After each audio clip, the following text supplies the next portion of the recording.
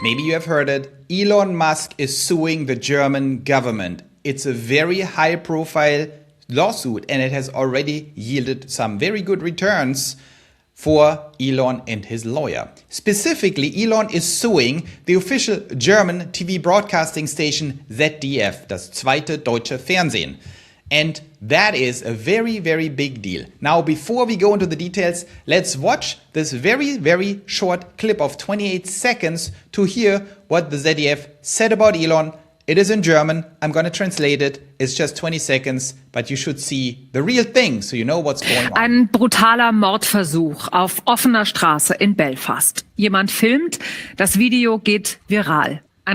So she says a brutal murder attempt on Belfast streets. She's, of course, referring to the migrant, to the, I think, Sudanese or something migrant that tried to decapitate an Irishman on the street for, of course, no reason other than being a complete savage, and the outrage that followed. That's her intro, and then she continues. Rassistischer Mob macht daraufhin Jagd auf Migranten.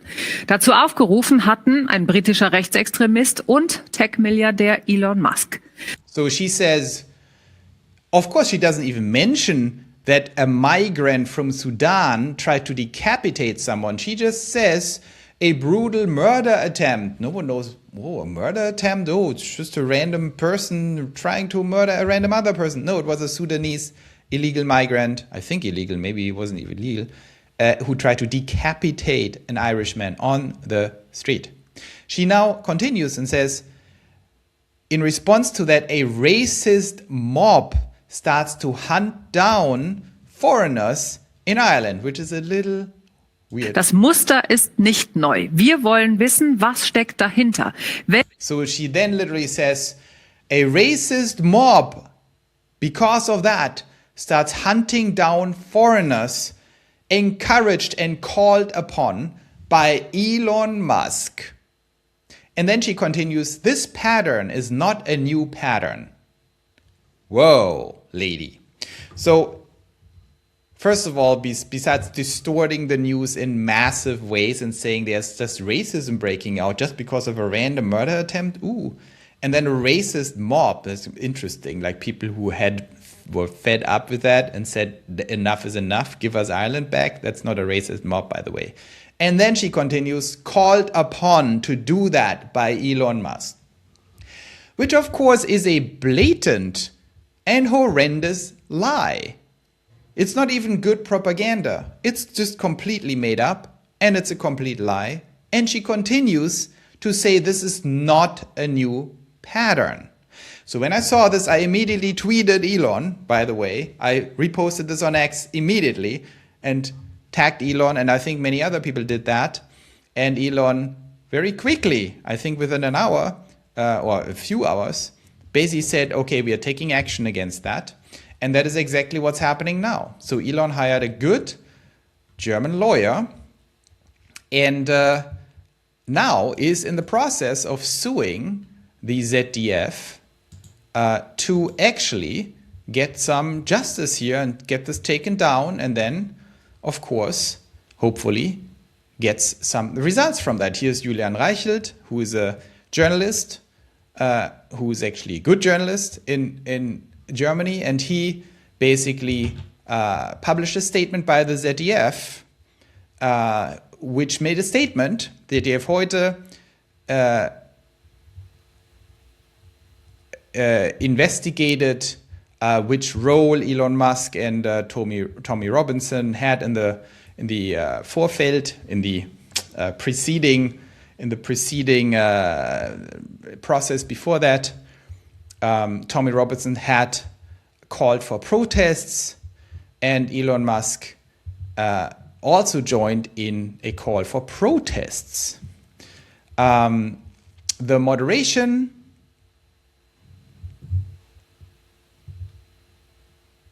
was supposed, the broadcast was supposed to actually summarize this effectively, but the chosen words were imprecise, and because of that led to misunderstandings. That was the statement of the ZDF, and that is just inviting a lawsuit because it was not imprecise.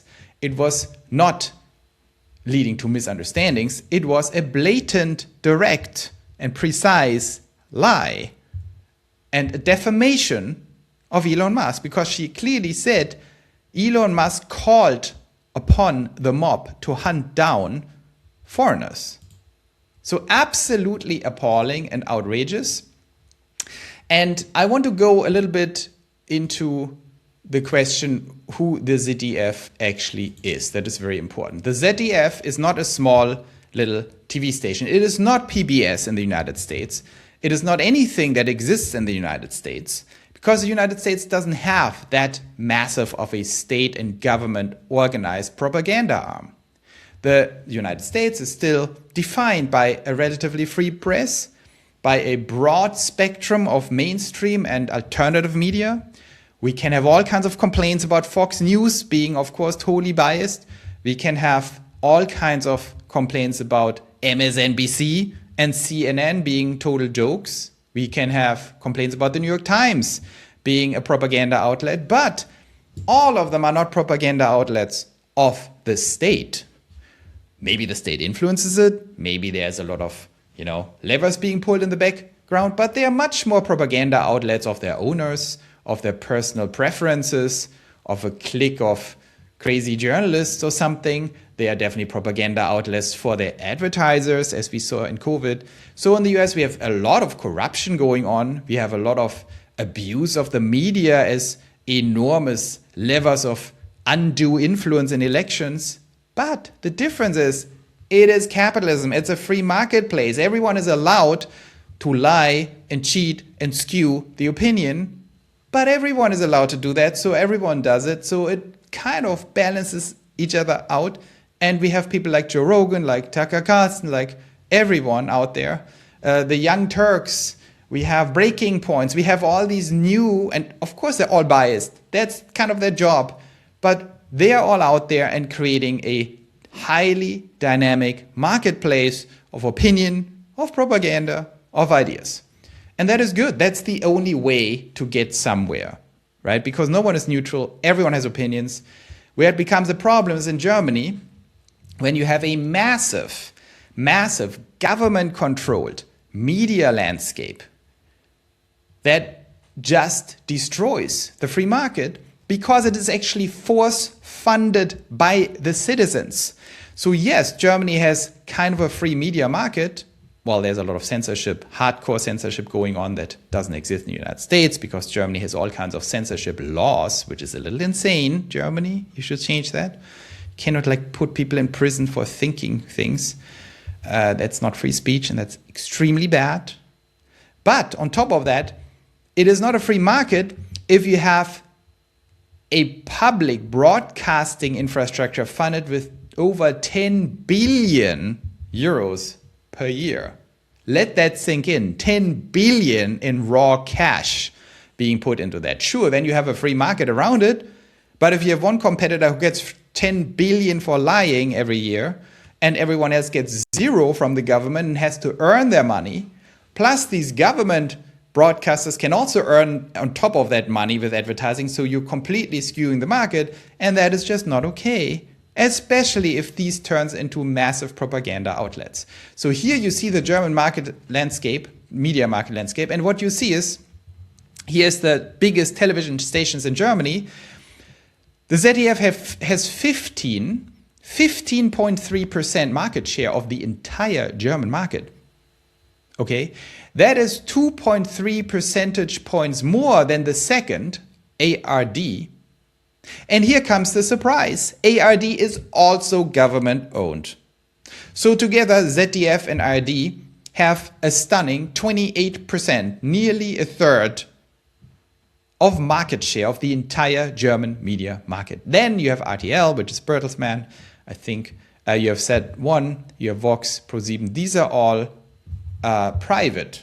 These are all private. That's fine, right? Not that they're not biased, but they are private. That is fine. These two are funded by the citizens, and the citizens are forced to fund it, by the way, not through taxes. It gets even worse. You think, oh, at least it's not taxpayer funded. You're right. It is not taxpayer funded. It is funded through a forcing mechanism outside taxation, where you force the German citizens to pay 18 euros per month to these propaganda outlets. And you're being forced. Otherwise, you go to jail. It's not a tax. It's a forced TV fee, or whatever you call it. The GEZ, die Gebühreneinzugszentrale, knocks on your door and says, you didn't pay your propaganda fee this month. Very, very bad. You're a bad citizen. So this is outrageous. There are political parties like the AfD who want to dismantle this insanity. And of course, when you look at the governance board of the ZDF and ARD, it's only CDU and SPD people controlling this. So the two largest parties. Let that sink in. The two largest parties of Germany control, explicitly in a board, control the content. They say, oh, we should not allow coverage of our opposition in the media. I mean, it's just 28% of the entire media landscape we control here. We should tell everyone the AfD, for example, is really, really bad. These are right-wing extremists. So it is very, very bad. And when we look at the propaganda level, I'm just telling you these things as a context for Elon's lawsuit and why Elon's lawsuit is received by the German population with such a excitement. Because if you're German, if you're a little bit enlightened German, the 30 to 40% of Germans who have had it, especially in the East, who have had their fair share of extreme propaganda in communist Germany before, who are wisening up to this whole thing and say, are you kidding me? How is this different from the GDR, from the German Democratic Republic, as the communist regime was calling itself? So the Eastern parts are really fed up with this and say, stop this madness. Don't tell us what we have to think. And so here, for example, here's a lawsuit by the AfD against the ARD and ZDF. For example, the public broadcasting service in Germany, they're using fake artificial intelligence videos here to distort reporting. They are, for example, used reporting on Trump, on ICE, on the ICE raids in the United States, and they showed AI-generated video how brutal and mean ICE was. Now, you can debate if ICE was a little inelegant how they did that, but you can't use fake videos, AI-generated, to propagandize the German population into believing that there's some Nazi uprising in the United States happening. So not just is this blatant propaganda, it's also bad, low IQ, slop propaganda at this point. And thanks to the AfD, they are actually now, trying to do something about it. But it's always like in Germany, of course, then the ARD and ZDF says, oh, these are right-wing extremists. Of course, they want to paint us as manipulators. That is why it's so important that an external party now with Elon Musk is coming in and says, wait a moment, this is really bad. And I want to share you one more statistic to show you how ridiculous the levels of propaganda are in the German government TV, which again, to remind you, is 28% of the entire media consumption on TV in Germany. Here, one of my favorite charts. Look at this chart. What does this chart show you? On the left, the light blue, what you see, the light blue. So down here you see the different parties in Germany. The CDU, CSU, Chancellor Merz, the worst chancellor in history. And of course, the party of Chancellor Merkel. Oh, sorry, Merz wasn't the worst chancellor in history. Merkel opened the borders. She was in charge of this whole thing. So Merkel and Merz, both CDU. Can you believe it? Hey, on this channel, we do something very important. We deeply analyze, understand, and predict capital, AGI, and politics. Not just to beat the markets and make a lot of money, even though that's important, but also to build a new society and make the future good for all of us, the pioneers. If you want to help me on this journey, you can do that by doing a very simple thing. Like and subscribe. It helps me a lot. Thank you so much for your support. And let's get back to the video. The so-called conservatives. Conservatives who want to destroy their own country, open the borders, create coalitions with far left-wing extremists like the Greens. All good. great conservatives here, like the Tories in the UK, like the rhinos. These are mega rhinos. If you think you have seen a rhino, welcome to the CDU. So the CDU, okay, SPD, the Greens, my favorites, the Linke. I'm actually not that hostile to the Linke. The Linke are hardcore communists. The Linke are the inheritors of the SED. This is literally the party that came out of a communist dictatorship that killed thousands, likely tens of thousands of people. Dissidents got shot and murdered. They shot people at the wall. They built the Berlin Wall. So it's a very nice party. Merkel had a lot to do with that, by the way. We'll get to this in another video. But what I like about the Linke is at least they are clear and open about their intentions. They make no big fuss out of it. They don't try to conceal that they want to destroy Germany. They say Germany has to go. Germany is bad. We are going to destroy it. And I have a certain respect for that. If you are a hardcore communist and you say you want to destroy our countries, at least you're honest. Better than the CDU, who wants the same thing, but disguises themselves as conservatives. So yeah, Die Linke, I mean, whatever you think about them, at least they're honest. Then the FDP, which is not even a thing, and the BSW, which is an interesting party.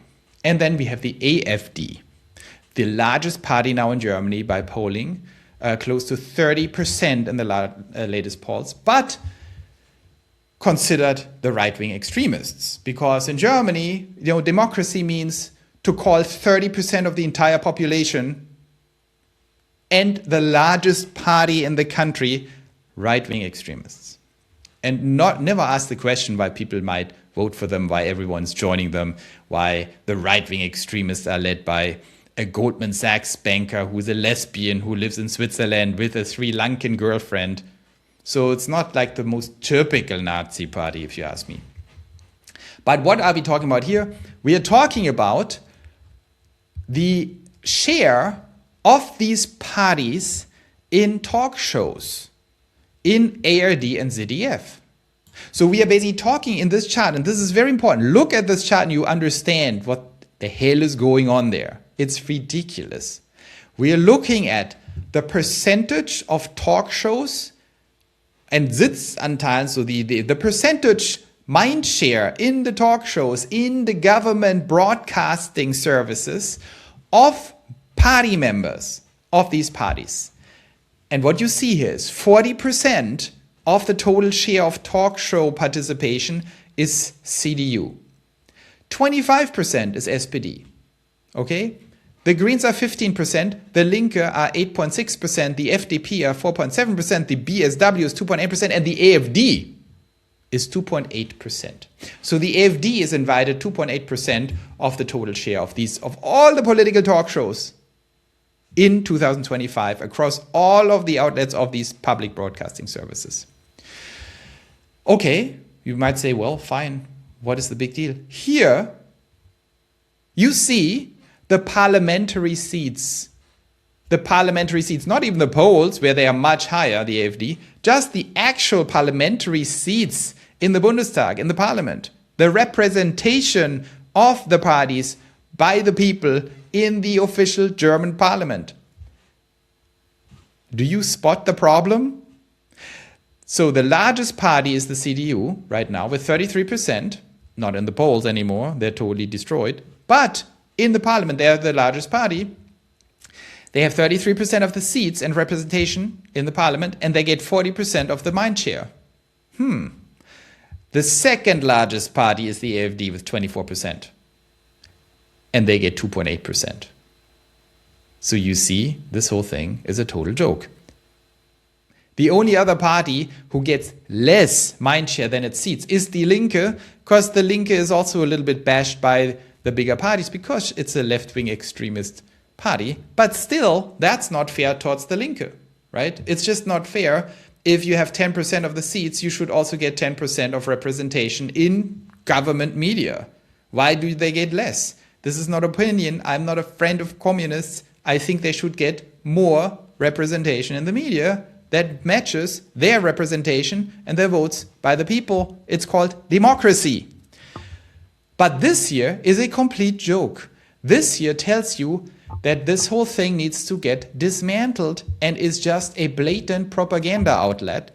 If you give the party that has 24% of the seats in the parliament 2% or 3%, 2.8% of airtime, something is severely wrong with you. Something is really wrong with you. You should get defunded and kicked out as evil little propagandists.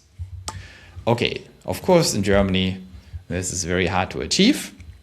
And so let's go back to actually the Elon case. So what is Elon doing, right? What is Elon doing? He hired Steinhöfel, Joachim Steinhöfel, who is a pretty good lawyer, and he has experiences with this kind of stuff. And he already labeled the first outcome of his motion to take the stuff down as a great victory. So the libelous defamation of Mr. Musk by ZDF was journalistically completely unjustifiable. As we just saw, I showed you the real cut. I'm pleased by our successful enforcement of the cease and desist undertaking. So they have a first victory here against the ZDF. And Steinhöfel, who is Steinhöfel? Who is the lawyer that Elon got? Elon is very effective in these things. Steinhöfel before already made some good comments. So that was in June 11th, before that. Murderous migrants beheading innocent people in their hometown is what's making people angry, not social media. That was a response by Elon to some insane British government people. I think it was even Keir Starmer, I don't know who said, the problem with the Ireland riots, where people start getting extremely angry, is X. If we could only censor the rapes and murders and beheadings that are happening in our streets, we wouldn't have these problems. The problem is X. The problem is social media.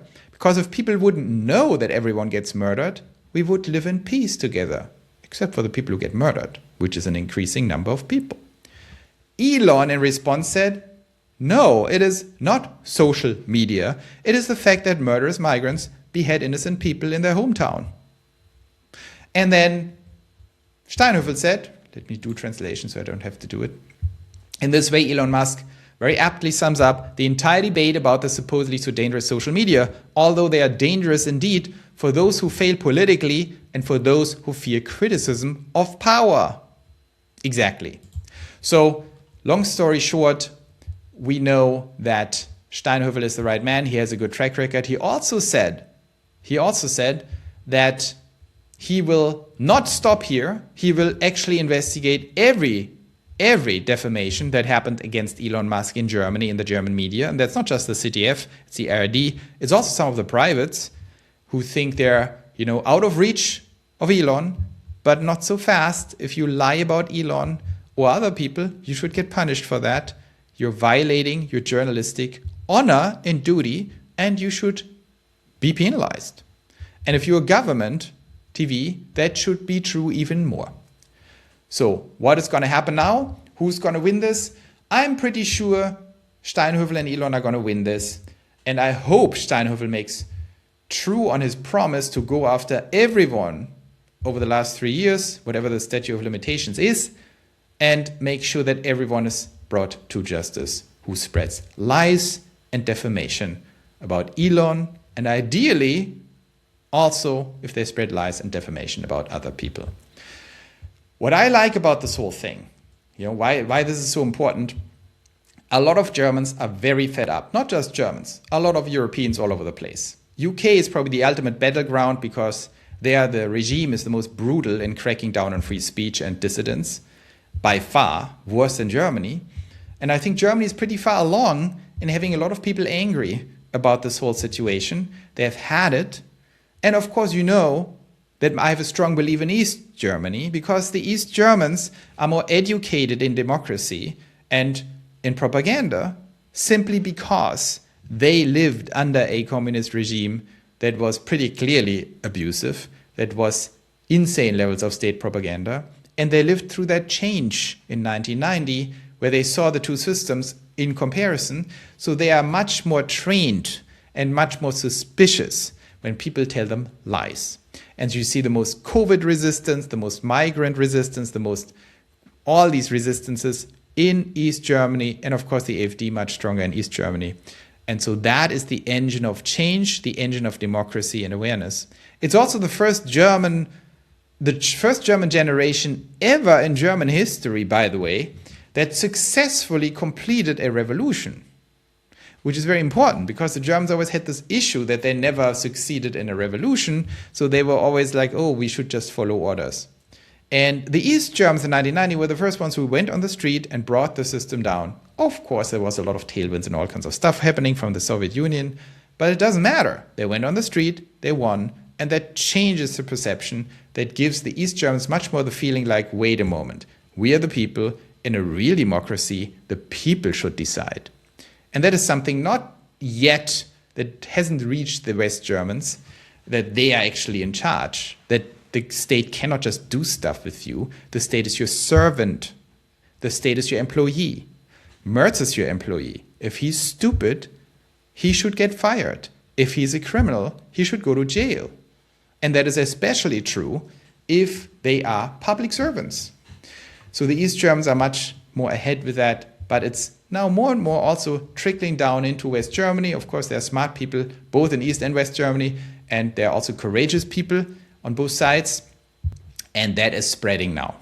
Also thanks to Elon and X, by the way, because X gives everyone a voice. Also in Germany, there's a big German-speaking X trend going on, and most importantly, more and more German influencers actually also start posting in English because they realize that a lot of people are interested in Germany. There's a lot of support for German alternative thinking out there, much more than in Germany. And so more and more actually switch also to English or do bilingual posts. So that's very good.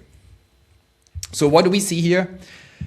There is some interesting indications that are in line with what we also see in the United States and many other European countries, that the youth is actually the ones that are most against this whole propaganda system. The Media Tenor Future Index Germany in August asked 3,025 representative people ages 16 plus. Only 31% trust the programs of these government outlets. In the youngest group, 16 to 29, just a quarter, 1 in 4 says they trust these people. So 75%, 3 in 4. 3 in 4, 15 out of 20 say no way, no way. By party, SPD voters, 49% believe, SPD voters. What do you expect? Social Democrats say, oh yeah, give me more propaganda. Even with Social Democrats, only 49%. With the CDU, same thing as Social Democrats, 40%. With the Greens, 38%. AfD, 15%. So there you see the problem why the AfD is not invited to these talk shows, because they are not fans. But that's not how government should work. So I think this is very good news. I think Elon is again on a winning streak. This is easy winning for Elon. And it's also important, by the way, to fight back. You cannot just take it lying down. So Elon is doing exactly the right thing. They literally called him someone who calls upon the Irish people to go on the streets and hunt down migrants. That is what they literally said. And if you don't sue them for it, if you don't make it a big deal, then 28% of Germans will just take that and say, oh, clearly Elon is evil, because clearly he's telling people to kill other people. If you don't fight lies, you can't escape them. They're coming after you. So you have to fight them. That is what Elon is doing. I want to thank Elon for doing that.